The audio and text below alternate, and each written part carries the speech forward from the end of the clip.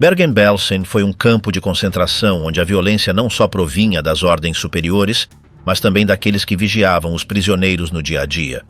Entre eles, as guardiãs contribuíram para o sofrimento diário num lugar marcado pela fome, pelas doenças e pelo abandono. Após a libertação, os horrores que ficaram expostos mostraram a urgência de fazer justiça. Através de julgamentos militares, revelaram-se os abusos, os castigos e a crueldade sistemática contra os prisioneiros. Nem todas as guardiãs conseguiram iludir as consequências. Várias foram presas, julgadas e condenadas em processos que procuravam terminar com a impunidade. A gravidade do que se viveu no campo deixou uma ferida difícil de cicatrizar. Os testemunhos, os documentos e as imagens recolhidas após a libertação não deixaram dúvidas sobre o que tinha acontecido. Mas o que aconteceu àquelas mulheres que participaram no terror do campo? Chegaram realmente a pagar pelo que fizeram?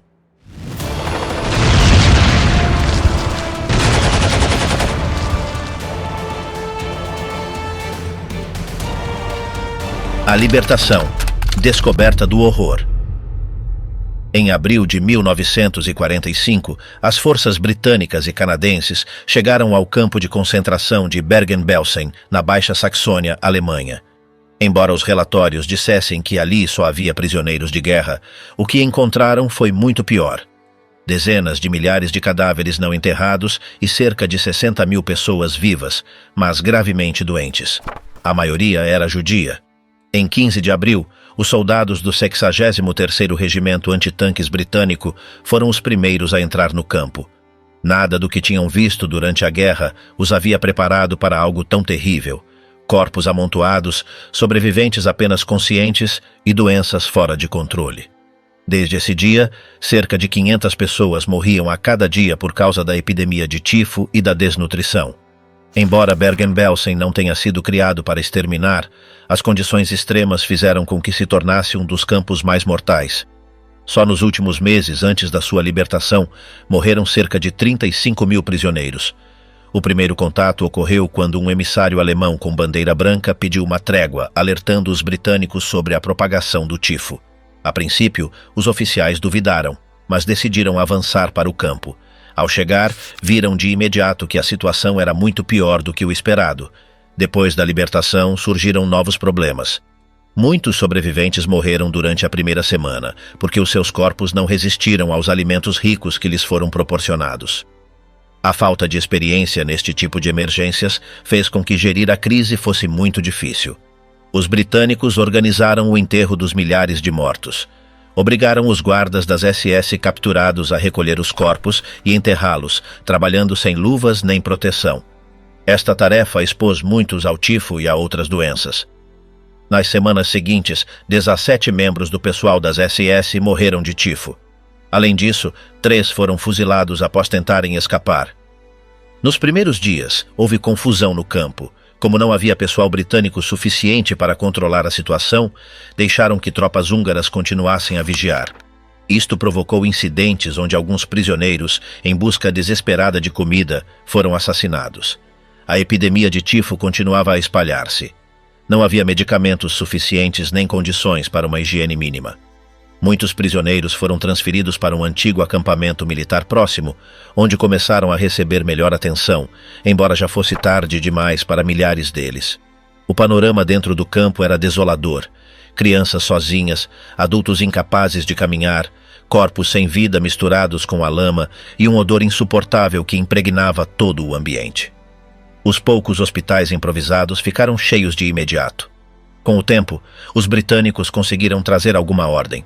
Instalaram hospitais de campanha, distribuíram alimentos adequados para a grave desnutrição dos sobreviventes e começaram a limpar o local.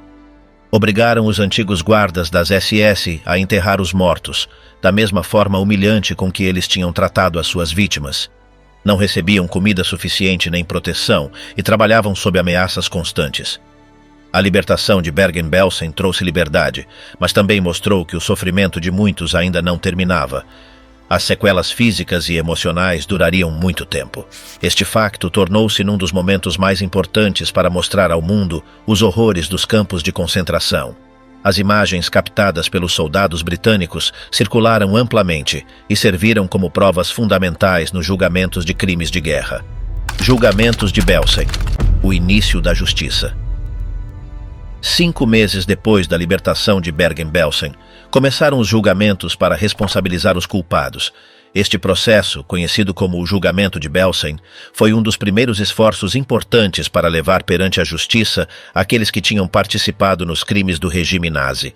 O Tribunal Militar Britânico instalou-se num antigo ginásio na cidade de Luneburgo, Alemanha. O julgamento foi de grande interesse internacional, já que mostrou de forma pública a magnitude dos abusos cometidos nos campos de concentração. Foram acusadas 45 mulheres e 480 homens que trabalhavam como guardas ou membros do pessoal. Entre elas estavam figuras como Irma Grese, Johanna Bormann e Elisabeth Wolkenrath. Todas enfrentavam acusações graves, como torturas, assassinatos e tratamento desumano para com os prisioneiros. Um dos aspectos mais impactantes do julgamento foi a apresentação de filmes como prova. Era a primeira vez na história que se usavam gravações de vídeo para evidenciar crimes de guerra. As imagens mostravam o horror encontrado em Bergen-Belsen e deixaram uma impressão indelével em juízes, advogados e espectadores. O processo judicial revelou muitos detalhes sobre a vida diária no campo. Os castigos brutais, as marchas forçadas, o uso de cães para atacar prisioneiros e as condições de fome extrema.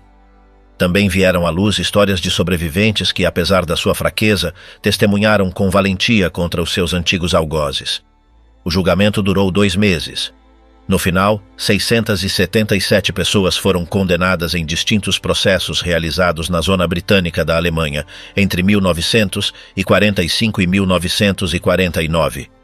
Dessas, 230 receberam a pena de morte. As execuções levaram-se a cabo principalmente na prisão de Hamelin. Albert Pierrepoint, o carrasco mais experiente da Grã-Bretanha, foi o encarregado de cumprir as sentenças.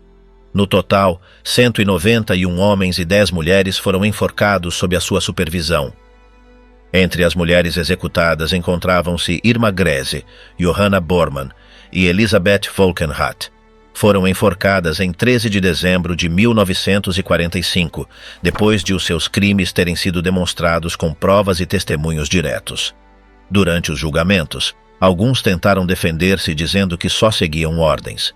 Sem, no entanto, os testemunhos das vítimas e as evidências mostraram que muitos atuavam com crueldade por iniciativa própria. Em vários casos, as testemunhas descreveram como as guardiãs batiam nas prisioneiras, as enviavam para a morte ou as humilhavam sem qualquer necessidade. Outros declararam sobre o uso de cães treinados para atacar aqueles que não obedeciam rapidamente. O julgamento também pôs em evidência o papel que a fome desempenhou como ferramenta de controlo. Muitos prisioneiros morriam não só por doenças, mas pela desnutrição severa provocada de maneira deliberada. O tribunal aplicou as leis militares britânicas para julgar estes crimes. Embora alguns dos acusados tenham recebido condenações mais leves, os casos mais graves terminaram em sentenças de morte. A organização do julgamento permitiu recolher testemunhos e documentação que resultariam fundamentais para processos posteriores, como os julgamentos de Nuremberg. Apesar da seriedade do processo, nem todos os criminosos foram levados perante a justiça. Alguns conseguiram escapar ou receber penas menores. No entanto, o julgamento de Belsen marcou um primeiro esforço concreto para responsabilizar aqueles que participaram nas atrocidades. O impacto deste julgamento foi imediato. A opinião pública na Grã-Bretanha e noutros países aliados ficou chocada ao conhecer os detalhes do ocorrido. As imagens dos cadáveres, as histórias dos sobreviventes e as confissões dos acusados serviram para mostrar de maneira irrefutável o alcance do horror. O julgamento de Belsen não só julgou os culpados, mas também se tornou num lembrete para o mundo. Mostrou que os crimes massivos não ficariam impunes e estabeleceu um precedente para a justiça internacional nos anos seguintes. Embora os sobreviventes não pudessem recuperar tudo o que tinham perdido, pelo menos viram como os seus algozes enfrentavam as consequências dos seus atos. Albert Pierrepoint, o carrasco das condenações. Quando os julgamentos de Belsen chegaram ao fim, começou a fase das execuções dos condenados. A tarefa recaiu em Albert Pierrepoint, o carrasco mais experiente da Grã-Bretanha. Pierrepoint provinha de uma família dedicada a este ofício.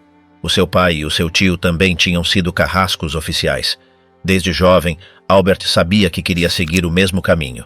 Em 1932, aos 27 anos, realizou a sua primeira execução como assistente e em 1941 já atuava como carrasco principal. Era conhecido pelo seu profissionalismo e precisão.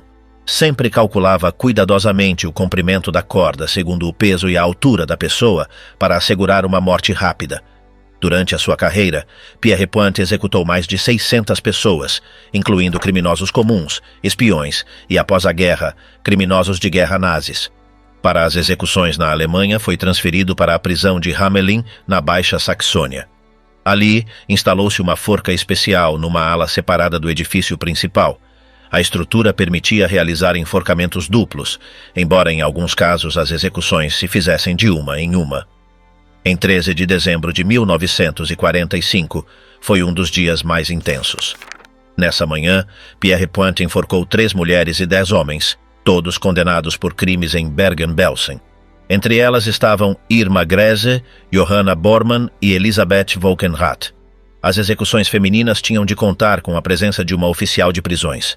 Apesar disso, Pierre Pointe insistiu em dirigir ele próprio todos os procedimentos. Segundo os relatórios, Irma Grese, com apenas 22 anos, subiu à forca sem perder a compostura. Tentou resistir à colocação da capuz, mas os guardas seguraram-na. Disse que gritou rápido em alemão pouco antes de Pierre Pointe acionar a alavanca.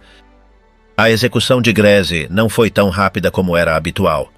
O ajuste da corda não foi o correto e a jovem morreu por estrangulamento em vez de sofrer uma ruptura imediata do pescoço.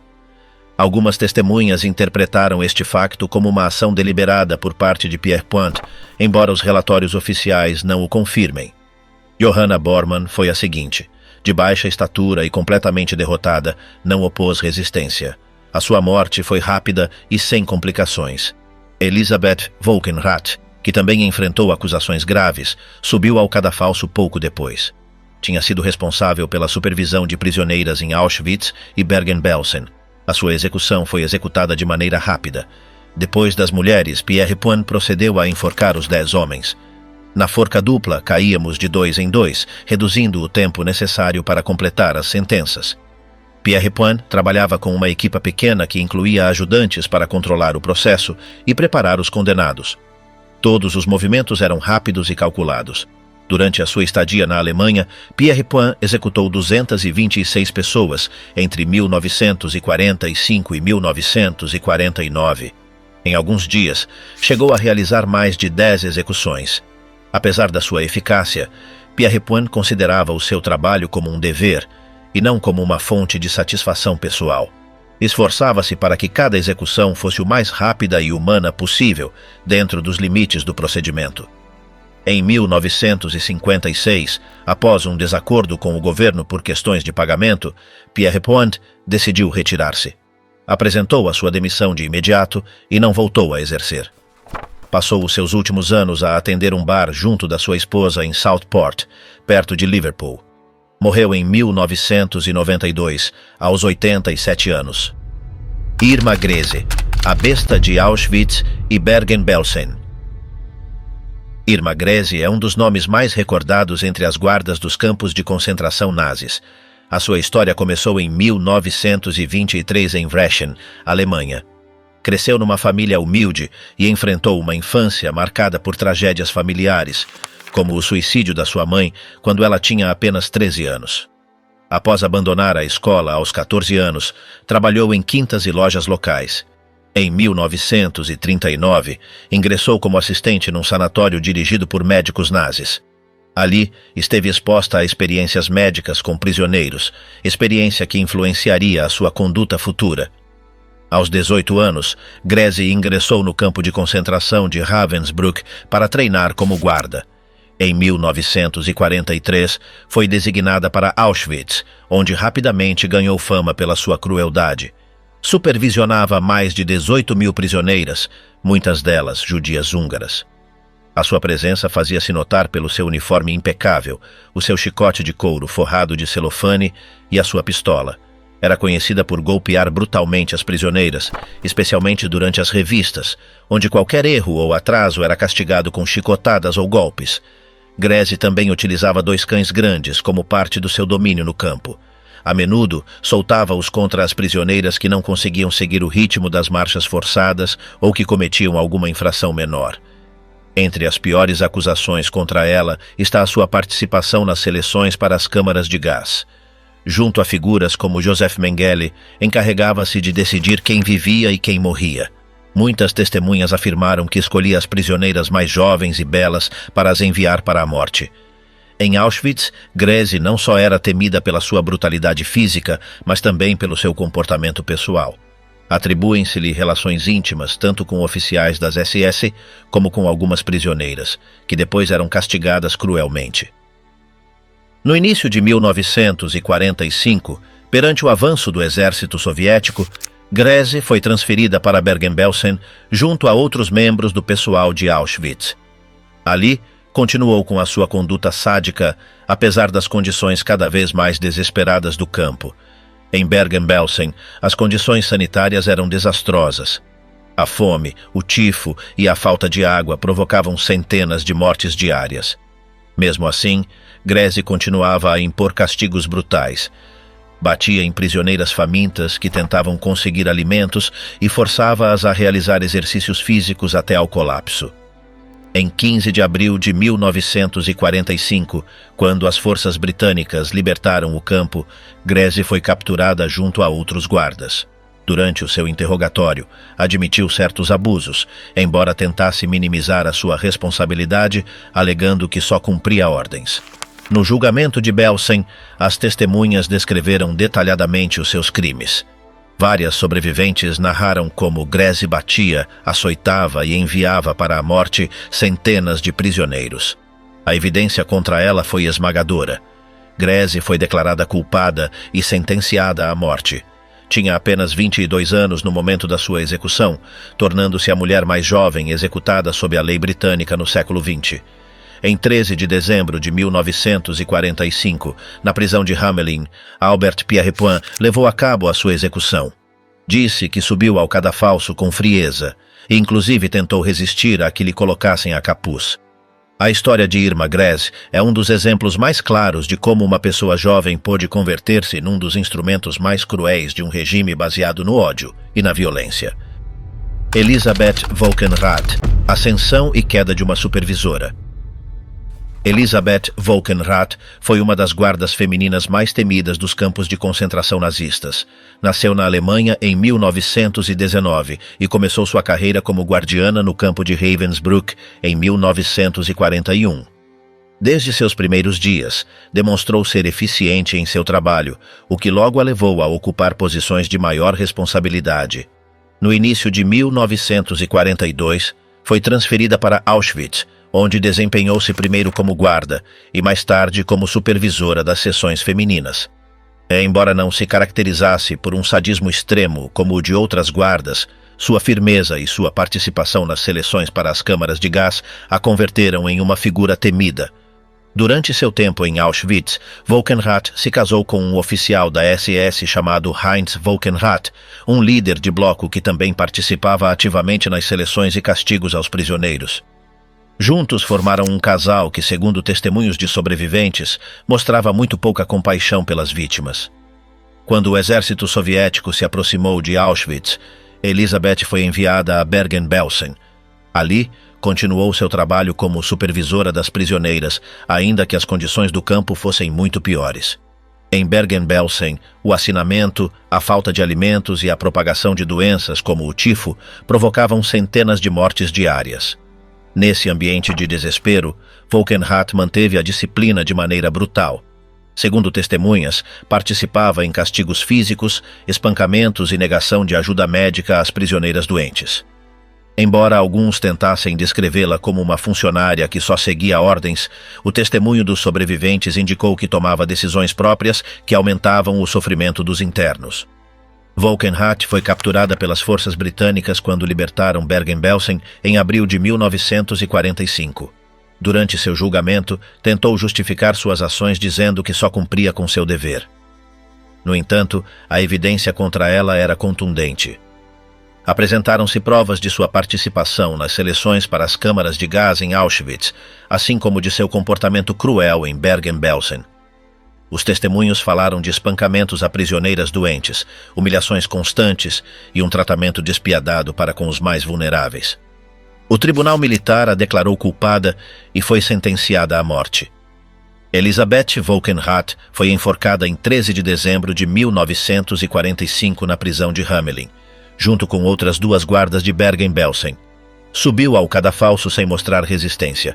Sua morte foi rápida, ao contrário da de outras condenadas. Foi um dos casos onde a justiça alcançou aqueles que haviam abusado de seu poder de forma despiadada. O nome de Elisabeth Volkenrath ficou associado aos piores abusos do sistema de campos de concentração nazista. Johanna Bormann, a guardiana e seu cachorro. Johanna Bormann foi uma das guardas dos campos de concentração nazistas que passou para a história por sua brutalidade. Nasceu na Alemanha em 1893 e, antes da guerra, trabalhou como empregada doméstica e cuidadora de animais. Em 1938, uniu-se ao pessoal do campo de Lichtenburg, onde começou sua carreira como guarda. Depois foi transferida para Ravensbrück, um campo feminino, e mais tarde para Auschwitz, onde sua fama de dureza cresceu rapidamente. Em Auschwitz, Bormann se destacou por seu tratamento cruel para com as prisioneiras. Era conhecida por patrulhar com um pastor alemão, ao qual treinou para atacar quem não obedecesse às suas ordens. Segundo vários testemunhos, ordenava ao animal morder as prisioneiras como castigo. No final de 1944, quando os soviéticos avançavam para o leste, Bormann foi transferida para Bergen-Belsen. Ali continuou exercendo sua autoridade de maneira despiadada, em meio ao caos e à miséria que reinavam no campo. Bormann impunha castigos físicos de forma rotineira. Batia em prisioneiras doentes e debilitadas e, frequentemente, participava das seleções que decidiam quais internas seriam transferidas ou eliminadas. Após a libertação do campo pelas forças britânicas em abril de 1945, Bormann foi presa junto com outros membros do pessoal de Bergen-Belsen. Durante seu interrogatório, reconheceu ter usado seu cachorro para manter a ordem, embora tenha minimizado os abusos. No julgamento de Belsen, várias testemunhas depuseram contra ela. Relataram como maltratava as prisioneiras e como utilizava o cachorro como ferramenta de terror. Sua participação nas agressões e sua indiferença perante o sofrimento foram detalhadas de forma contundente. Bormann foi declarada culpada de crimes de guerra. A corte considerou que sua conduta mostrava uma falta total de humanidade e respeito pela vida humana. Recebeu a sentença de morte.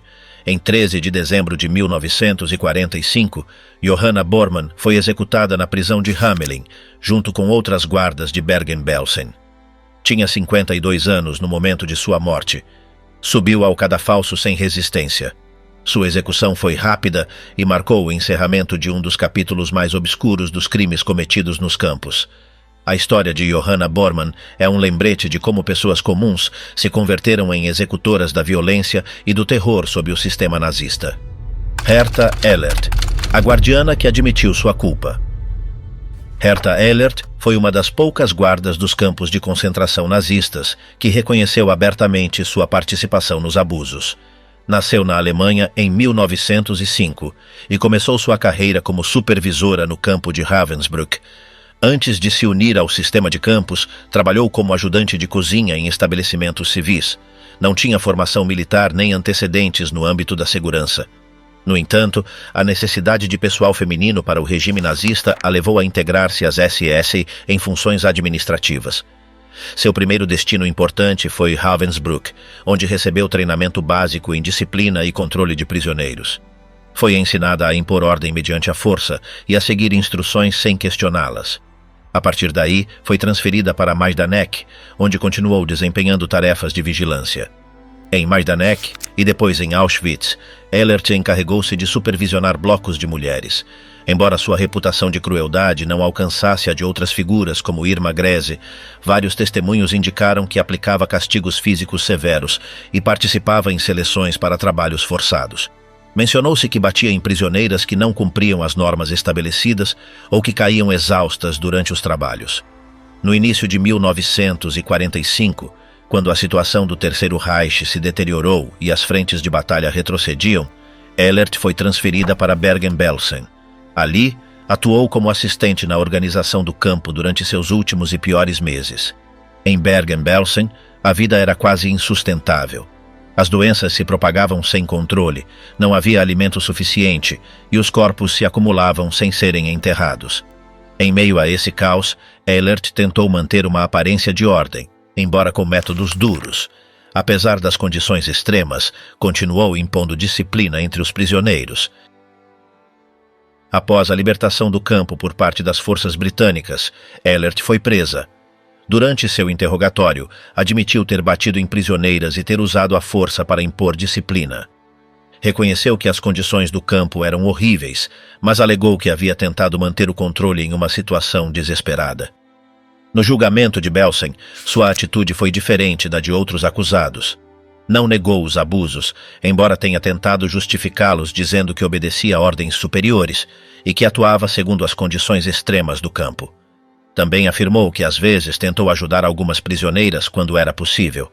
Sua declaração chamou a atenção pela franqueza com que descreveu o funcionamento interno dos campos e o papel que as guardas desempenhavam. Explicou como se organizavam as seleções, os castigos e as tarefas diárias. Suas confissões permitiram entender melhor a dinâmica de poder que operava dentro dos campos de concentração. Embora reconhecesse sua responsabilidade, a gravidade de suas ações levou à sua condenação. No entanto, não recebeu a pena de morte. Foi sentenciada a 15 anos de prisão. Ehlert cumpriu sua parte de sua condenação. Foi libertada em 1953, após cumprir menos da metade da pena imposta devido a uma anistia geral. Depois levou uma vida discreta na Alemanha até sua morte. Seu caso destaca-se dentro dos processos posteriores à Segunda Guerra Mundial, porque, diferentemente de muitos outros acusados, não negou sua participação nem tentou minimizar os fatos. No entanto, sua aceitação de culpa não mudou a dor causada às vítimas. Herta Ehlert representa uma face menos visível do sistema de campos. Pessoas que, sem estar nos máximos níveis de poder, executaram políticas de violência e repressão de forma direta e cotidiana. Herta Bote. Força e repressão. Herta Bote foi uma das guardas que passou para a história por sua participação nos abusos cometidos nos campos de concentração nazistas. Nasceu em 1921 em Tetterow, Alemanha. Antes da guerra, trabalhou como enfermeira auxiliar. Em 1942, foi recrutada para servir como guardiana nos campos. Sua estatura, próxima de 1,80 m, e seu físico imponente fizeram com que alguns a apelidassem de a Gigante de Belsen. Iniciou sua formação em Ravensbrück, o principal campo de treinamento para mulheres SS.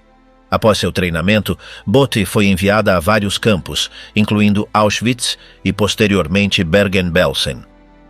Durante seu tempo nesses lugares, numerosos testemunhos relataram seu comportamento violento para com os prisioneiros. Em Auschwitz, trabalhou supervisionando grupos de prisioneiras designadas a trabalhos forçados. Era conhecida por golpear brutalmente as internas com um pedaço de madeira que levava sempre consigo. A força de seus ataques deixava muitas vítimas gravemente feridas. Quando foi transferida para Bergen-Belsen em março de 1945, o campo já estava em condições de extrema precariedade. A fome, as doenças e a sujeira dominavam o lugar. Apesar disso, Bote manteve uma atitude de dureza implacável. Várias testemunhas afirmaram que viam Bote golpear prisioneiras sem motivo aparente. Especialmente, castigava com violência quem desabava de fraqueza ou não cumpria as ordens de forma rápida. Durante a libertação de Bergen-Belsen, Bote foi capturada junto com outros membros do pessoal das SS. No julgamento de Belsen, sua presença não passou despercebida devido à sua altura e porte. Durante sua defesa, Herta Bote reconheceu ter batido em prisioneiras, mas alegou que atuava para manter a ordem e evitar o caos total. No entanto, os testemunhos contra ela mostraram um padrão de abuso sistemático. No tribunal, vários sobreviventes a identificaram como uma das guardas mais violentas. Relataram como usava sua força para castigar sem piedade aqueles que mal conseguiam se manter em pé. Ao contrário de outras guardas julgadas, Bote não foi sentenciada à morte. Recebeu uma condenação de 10 anos de prisão. Sua sentença gerou debate, já que muitos consideravam que suas ações mereciam uma punição maior. Botte foi libertada em 1951 após cumprir apenas uma parte de sua condenação. Após sair da prisão, levou uma vida reservada na Alemanha. Afastou-se da esfera pública e viveu sob outro sobrenome para evitar ser reconhecida. Trabalhou em empregos modestos e evitou falar de seu passado. Em 1999, em uma rara entrevista televisiva, Botte falou sobre sua participação nos campos. Durante a entrevista, sustentou que havia sido obrigada a aceitar seu posto e negou ter matado alguém. Estas declarações geraram reações negativas, especialmente entre grupos de sobreviventes do Holocausto. Muitos consideraram sua postura como uma falta de responsabilidade pelas ações cometidas. O programa onde apareceu foi transmitido na Alemanha e provocou debates na opinião pública sobre o papel dos indivíduos dentro do sistema nazista. Embora Botte afirmasse que apenas fazia seu trabalho, para muitos foi um exemplo de como a negação e a minimização dos fatos seguiam presentes mesmo décadas depois. Herta Botte morreu em 2000. Sua figura ficou associada para sempre à brutalidade que sofreram milhares de prisioneiros nos campos de concentração. Irene Haske, abusos desde a cozinha.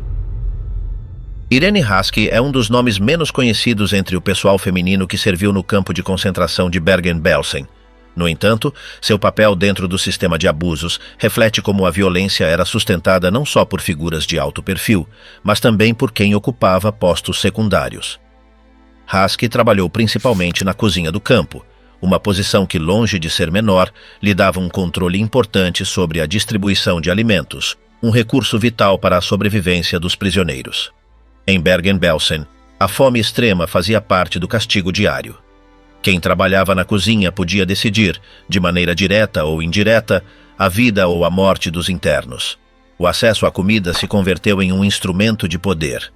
Diversos testemunhos recolhidos após a libertação do campo indicaram que Haske não só cumpria funções administrativas, mas que participava ativamente no maltrato de prisioneiros, batia em quem se aproximava da cozinha em busca de sobras ou tentava conseguir algo de alimento extra. Seu trabalho na cozinha não a afastou dos atos de brutalidade que caracterizaram o campo. Ao contrário, vários sobreviventes a apontaram como uma figura temida por seu tratamento agressivo e sua falta de compaixão. Quando as forças britânicas libertaram Bergen-Belsen em abril de 1945, Haske foi presa junto com outros membros do pessoal. Durante sua captura, não ofereceu resistência. Foi identificada rapidamente por alguns prisioneiros que a reconheceram como uma das responsáveis pelos maus tratos. Durante os interrogatórios preliminares, tentou minimizar seu papel, alegando que era apenas uma trabalhadora menor sem autoridade sobre os prisioneiros. Insistiu que simplesmente seguia ordens e que não participava em decisões importantes. No entanto, a evidência apresentada, somada aos testemunhos dos sobreviventes, demonstrou que sua responsabilidade ia além das tarefas de cozinha. Sua participação ativa em atos de violência a colocou entre os acusados no julgamento de Belsen. Durante o processo judicial, Haske enfrentou acusações por crimes de guerra. Sua defesa buscou apresentá-la como uma figura irrelevante dentro do sistema do campo, tentando desvinculá-la dos piores abusos. Os sobreviventes, no entanto, ofereceram um relato distinto. Declararam que Haske batia em prisioneiros debilitados, negava alimento a quem estava a ponto de desabar e, em ocasiões, insultava quem pedia ajuda. Estes atos, embora individuais, faziam parte de uma estrutura de crueldade que permeava cada canto de Bergen-Belsen. Finalmente, o tribunal considerou que, embora seu papel não fosse de liderança, havia contribuído de maneira significativa para o sofrimento dos internos. Foi declarada culpada e recebeu uma sentença de prisão. Sua condenação foi de menor duração em comparação com os principais responsáveis. Esta diferença refletia a hierarquia de responsabilidades dentro do campo, mas não eximiu seu envolvimento pessoal. Após cumprir sua sentença, perdeu-se o rastro público de Irene Haske. Não há registros claros sobre sua vida posterior à prisão. Presume-se que, como muitos outros ex-membros do pessoal de campos de concentração, levou uma vida discreta, evitando o escrutínio público. Sua história é um exemplo de como o sistema de opressão dos campos de concentração não só dependia das grandes figuras, mas também de numerosos colaboradores que, desde posições mais discretas, contribuíram ativamente para o sofrimento. Irene Haske, embora menos conhecida que outras guardas, fez parte de uma maquinaria de violência onde cada participante, sem importar seu cargo, teve uma responsabilidade. O caso de Haske demonstra que a brutalidade nos campos não se limitava a atos de grande escala. Pequenas ações diárias, como negar comida ou bater em um prisioneiro vulnerável, reforçavam um sistema que dependia da desumanização constante. Vingança nos dias finais. A libertação de Bergen-Belsen em 15 de abril de 1945 pelas forças britânicas não só pôs fim ao controle nazista sobre o campo, mas também desencadeou episódios de violência entre os próprios prisioneiros libertados. Após anos de abuso, fome e morte, a raiva contida de muitos internos explodiu contra os membros do pessoal das SS e os chamados capos, prisioneiros privilegiados que colaboravam com os guardas em troca de melhores condições. Os capos eram, em sua maioria, prisioneiros que haviam assumido funções de controle dentro do campo. Organizavam os trabalhos, mantinham a ordem e frequentemente participavam em castigos. Para os demais internos, representavam uma extensão da opressão diária. Com a queda do sistema nazista em Bergen-Belsen, os britânicos se viram sobrecarregados pela magnitude da crise humanitária e não puderam controlar de imediato todos os setores do campo. Nesse vazio de poder, surgiram atos de vingança espontâneos. Várias testemunhas relataram que, nos primeiros dias após a libertação, alguns capos foram espancados até a morte por grupos de prisioneiros furiosos.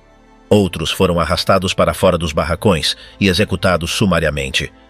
A violência também se dirigiu contra membros do pessoal das SS capturados dentro do campo.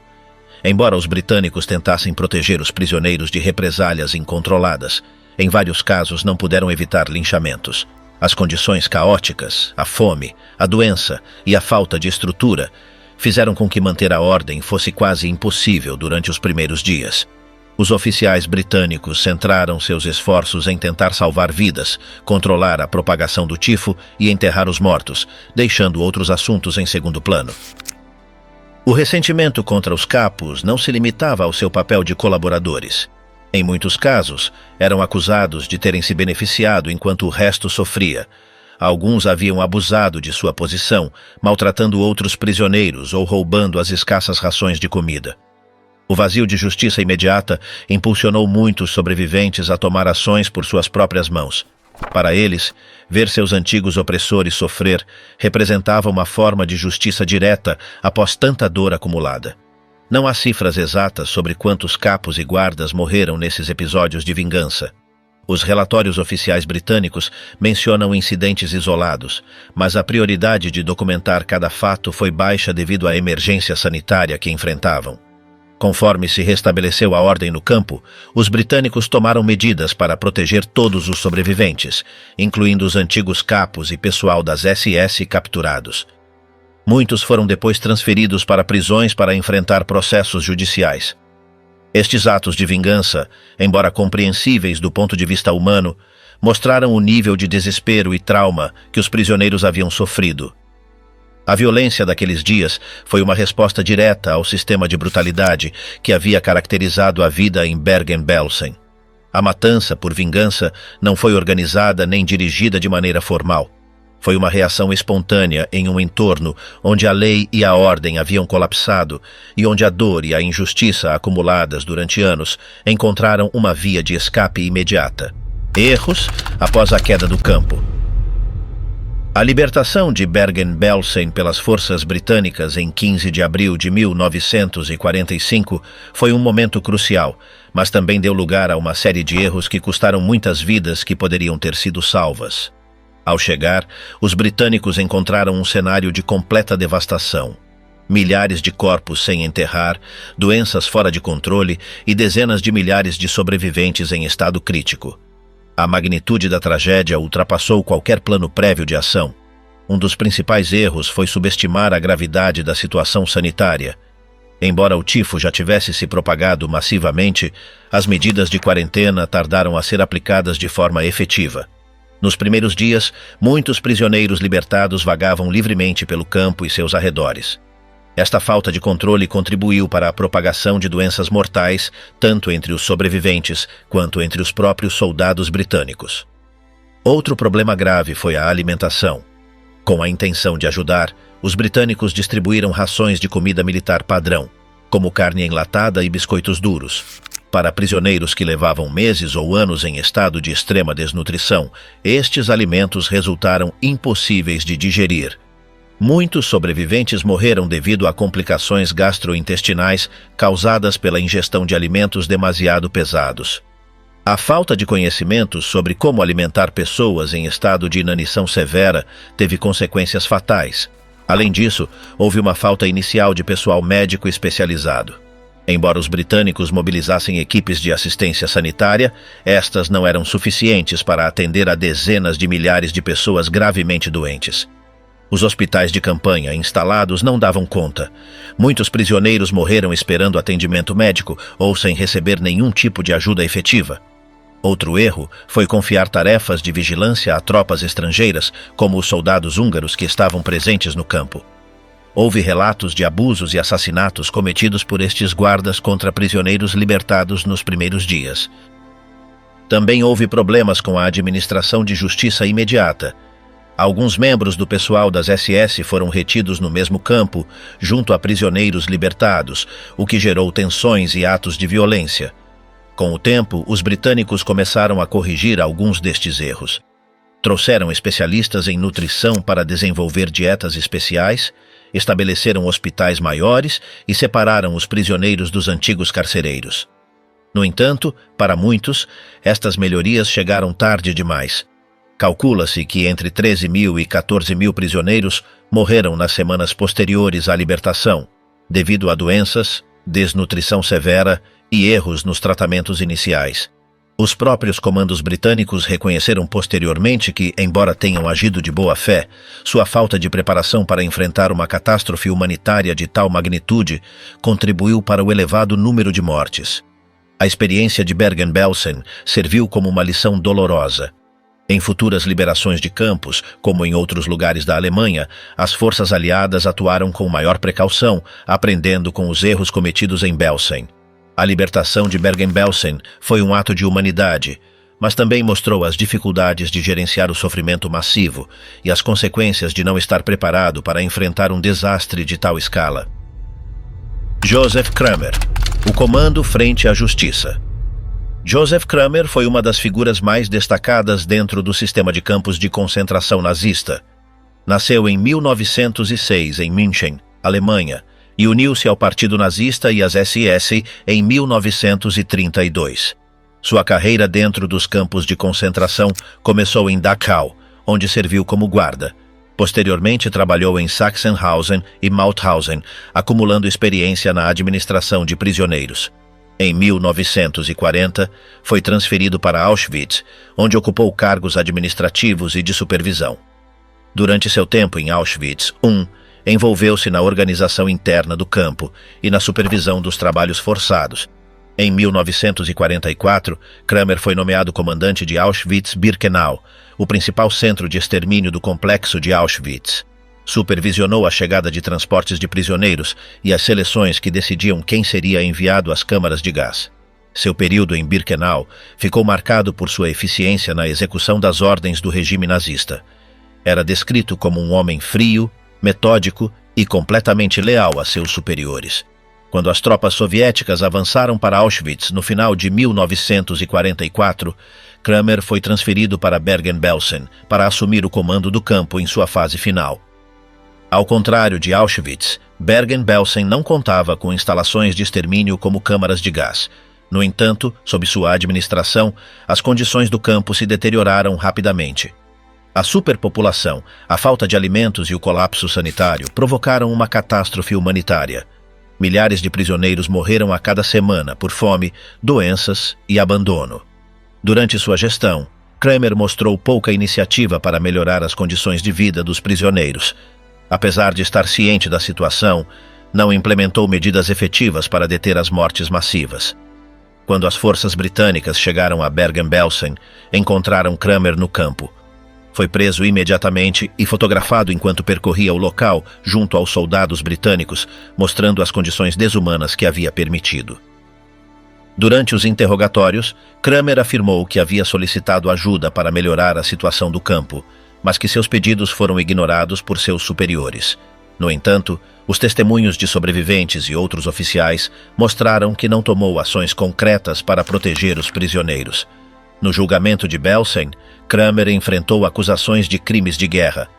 Foi um dos principais acusados devido ao seu papel como comandante. Os testemunhos apresentados contra ele detalharam a falta de atendimento médico, a ausência de alimentos adequados e o tratamento desumano para com os internos sob seu comando. Kramer foi declarado culpado e sentenciado à morte. Em 13 de dezembro de 1945, foi enforcado na prisão de Hamelin, junto com outros membros do pessoal de Bergen-Belsen. Sua figura ficou gravada como a de um burocrata do horror, alguém que, sem mostrar ordens diretas de violência física, permitiu e facilitou as condições que levaram à morte de dezenas de milhares de pessoas. O caso de Joseph Kramer demonstra que a responsabilidade nos crimes de guerra não recai apenas em quem executa atos de violência, mas também em quem, de posições de comando, permite que o sofrimento continue sem intervir. Em abril de 1945, as forças britânicas libertaram Bergen-Belsen e descobriram um lugar de morte e sofrimento extremo. Dezenas de milhares de prisioneiros, em sua maioria judeus, jaziam mortos ou morriam lentamente por causa da fome e das doenças. O que encontraram superou qualquer horror que tivessem presenciado antes. Apesar dos esforços para salvar vidas, a falta de preparação e os erros no atendimento aos sobreviventes provocaram novas perdas. Muitos morreram por infecções, desnutrição severa e complicações após receber alimentos inadequados. Com os julgamentos de Belsen, os responsáveis diretos por estes crimes enfrentaram a justiça. Figuras como Irma Grese, Elisabeth Volkenrath e Joseph Kramer foram julgados, condenados e executados. Demonstrou-se que a crueldade, tanto de quem dava ordens quanto de quem as cumpria, não seria ignorada. As execuções, a cargo de Albert Pierre Point, encerraram um dos capítulos mais obscuros do campo. Histórias como as de Herta Ehlert, Herta Bote e Irene Haske deixaram claro que mesmo quem tinha cargos menores também fez parte do sistema de opressão. Nos dias posteriores à libertação, alguns prisioneiros fizeram justiça com as próprias mãos, atacando antigos capos e colaboradores. Estes atos espontâneos mostraram a profundidade do sofrimento acumulado após anos de violência. A história de Bergen-Belsen ensina que o horror pode crescer não só em ações diretas de violência, mas também no abandono e na indiferença. E lembra que, mesmo em meio ao caos, a necessidade de justiça é um passo necessário para enfrentar as feridas abertas. Bergen-Belsen é uma advertência permanente sobre os riscos da desumanização e a importância de não esquecer os horrores que uma vez foram possíveis.